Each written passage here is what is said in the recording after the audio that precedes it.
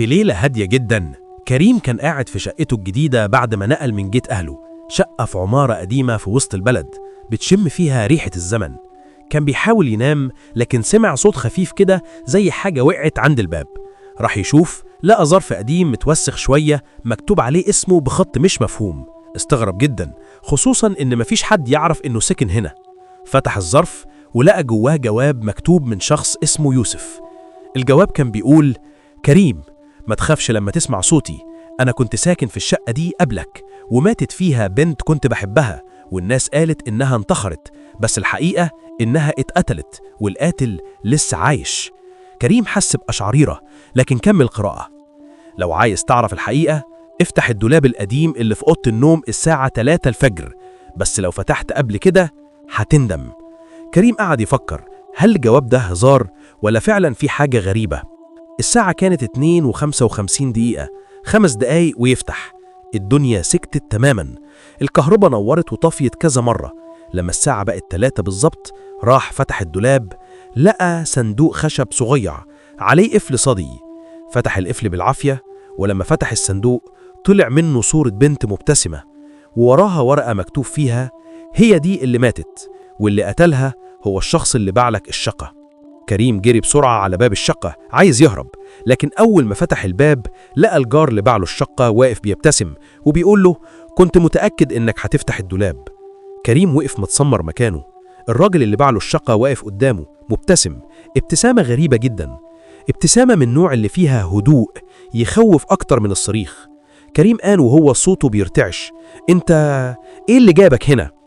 الراجل قال بهدوء: جيت أطمن إنك فتحت الدولاب، كنت مستني اللحظة دي من زمان.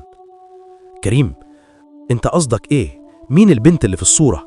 الراجل رد وهو بيبص للأرض: دي كانت بنتي يا كريم، سارة.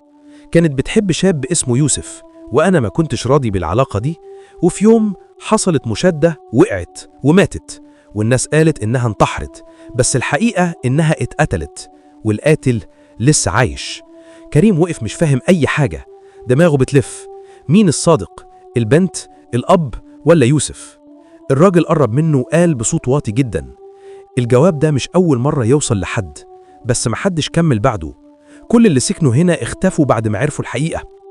كريم بدأ يتراجع لورا، إيده لسه ماسكة الصورة، بس هو بيبص في الصورة كويس لاحظ حاجة غريبة جدا. في خلفية الصورة كان في وش الراجل اللي واقف قدامه دلوقتي. كريم رفع عينه بسرعة، لكن الراجل كان اختفى. الشقة بقت ساكتة تماما، الكهرباء نورت وطفيت كذا مرة. من بعيد سمع صوت بنت بتضحك بصوت خافت، ضحكة بريئة لكنها مليانة وجع. صوتها قرب وقالت: كريم، قول لأبويا يسيبني في حالي. النور رجع والراجل ظهر تاني، لكن المرة دي وشه كان باين عليه الندم رهيب. قال بصوت مكسور: سامحيني يا سارة، سامحيني. وفجأة الشقة كلها اهتزت، الصور وقعت من على الحيطة، والهوا بقى تقيل جدا. كريم جري ناحية الباب وخرج، نزل على السلم وهو بيترنح من الخوف، بس قبل ما يخرج من العمارة لقى الجواب القديم تاني عند الباب مكتوب عليه بخط جديد: اتدفنت الحقيقة، بس لسه الأرواح مش مرتاحة.